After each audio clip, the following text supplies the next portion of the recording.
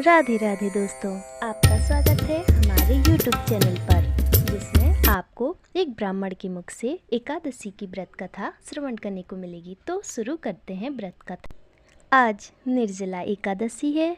निर्जला एकादशी का व्रत ज्येष्ठ मास के शुक्ल पक्ष की एकादशी तिथि को किया जाता है। हिंदू धर्म में एकादशी का व्रत मात्र धार्मिक महत्व ही नहीं, ये व्रत मानसिक शारीरिक स्वास्थ्य के नज़रिए से भी बहुत महत्वपूर्ण है। एकादशी का व्रत भगवान विष्णु की आराधना के लिए समर्पित किया जाता है। निर्जला यानी यह व्रत बिना जल ग्रहण किए और उपवास रखकर किया जाता है। इस एकादशी व्रत को भीम एकादशी एवं पांडव एकादशी के नाम से भी जाना जाता है। कथा प्रारंभ।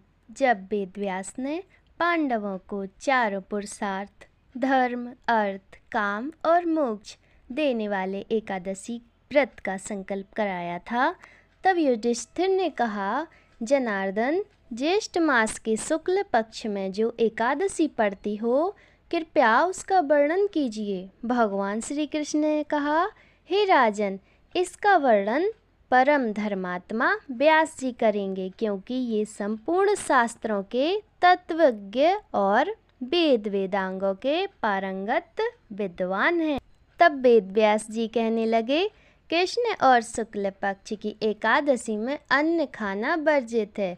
द्वादशी को स्नान करके पवित्र होकर फूलों से भगवान केशव की पूजा करें, फिर पहले ब्राह्मणों को भोजन देकर अंत में स्वयं भोजन करें। यह सुनकर भीमसेन बोले, परम बुद्धिमान पितामह, मेरी उत्तम बात सुनिए। राजा युधिष्ठिर, माता कुंती, द्रौपदी, अर्जुन, नकुल और सहदेव ये एकादशी को कभी भोजन नहीं करते तथा मुझसे कभी हमेशा यही कहते हैं कि भीमसेन, एकादशी को तुम भी खाया पिया ना करो, परंतु मैं उन लोगों से यही कहता हूँ कि मुझे भूख नहीं सही जाएगी।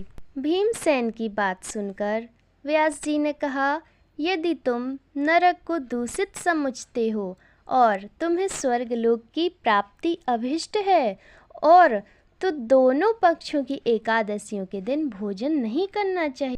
भीमसेन बोले, महाबुद्धिमान पितामह, मैं आपके समान सच कहता हूँ, मुझसे एक बार भोजन करके भी व्रत नहीं किया जा सकता, तो फिर उपवास करके मैं कैसे रह सकता हूँ। मेरे उदर में वक्र नामक अग्नि सदा प्रज्वलित रहती है, अतः जब मैं बहुत अधिक खाता हूँ तभी यह शांत होती है। इसलिए महामुनि, मैं पूरे वर्ष भर में केवल एक ही उपवास कर सकता हूँ, जिससे स्वर्ग की प्राप्ति सुलभ हो तथा जिसके करने से मैं कल्याण का भागी हो सकूँ।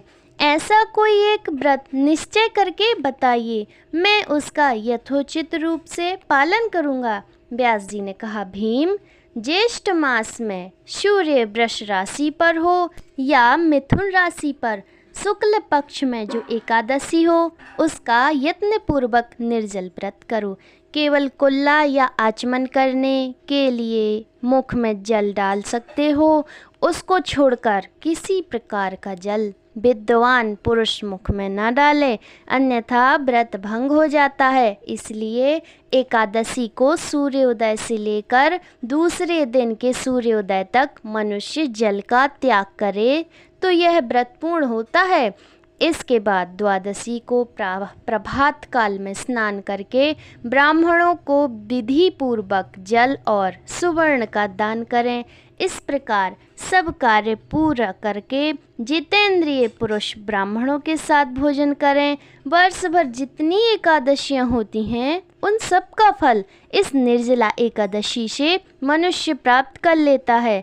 इसमें तनिक भी संदेह नहीं है। शंख चक्र और गदा धारण करने वाले भगवान केशव ने मुझसे कहा था कि यदि मानव सबको छोड़कर एकमात्र मेरी शरण में आ जाए और एकादशी को निराहार रहे तो वह सब पापों से छूट जाता है। कुंती नंदन, निर्जला एकादशी के दिन श्रद्धालु स्त्री पुरुषों के लिए जो विशेष दान और कर्तव्य विहित हैं, उन्हें सुनो। उस दिन जल में स्नान करने वाले भगवान विष्णु का पूजन जलमयी धेनु यानी पानी में खड़ी गाय का दान करना चाहिए। सामान्य गाय से या घी से बनी गाय का दान भी किया जा सकता है। इस दिन दक्षिणा और कई तरह की मिठाइयों से ब्राह्मणों को संतुष्ट करना चाहिए। उनके संतुष्ट होने पर श्री हरि मोक्ष प्रदान करते हैं। जिन्होंने श्री हरि की पूजा और रात्रि में जागरण करते हुए इस निर्जला एकादशी का व्रत किया है, उन्होंने अपने साथ ही बीती हुई 100 पीढ़ियों को और अपने आने वाले 100 पीढ़ियों को भगवान वासुदेव के परम धाम में पहुंचा दिया है। निर्जला एकादशी के दिन अन्न, वस्त्र, गौ, जल, सैया, सुंदर आसन, कमंडलू तथा छाता दान करने चाहिए। जो श्रेष्ठ तथा सुपात्र ब्राह्मण को जूता दान करना और वह सोने के विमान पर बैठकर स्वर्ग लोक में प्रतिष्ठित होता है। जो इस प्रकार से दान दक्षिणा करते हैं वो अंत में स्वर्ग लोक में जाते हैं। जो इस एकादशी की महिमा को भक्ति पूर्वक सुनता अथवा वर्णन करता है वह स्वर्ग लोक में चतुर्दशीय अमावस्या को सूर्य ग्रहण के समय श्राद्ध करके जिस फल को प्राप्त करता है वही फल इस कथा को सुनने से भी मिलता है। भीमसेन ज्येष्ठ मास में शुक्ल पक्ष की जो शुभ एकादशी होती है उसका निर्जल व्रत करना चाहिए। उस दिन श्रेष्ठ ब्राह्मणों को शक्कर के साथ जल के घड़े दान करने चाहिए। ऐसा करने से मनुष्य भगवान विष्णु के समीप पहुंचकर आनंद का अनुभव करते हैं। इसके बाद द्वादशी को ब्राह्मण भोजन कराने के बाद स्वयं भोजन करें। जो इस प्रकार पूर्ण रूप से पाप नाशनी एकादशी का व्रत करता है वह सब पापों से मुक्त हो आनंदमय पद को प्राप्त होता है। यह सुनकर भीमसेन ने शुभ एकादशी का व्रत करना प्रारंभ कर दिया। तो भक्तजनों प्रेम से बोलिए श्री भगवान विष्णु की जय तथा हमारे इस वीडियो को पसंद करके लाइक करिए और शेयर कीजिए। Thank you very much. और भी नई वीडियोस देखने के लिए सब्सक्राइब करें हमारे चैनल।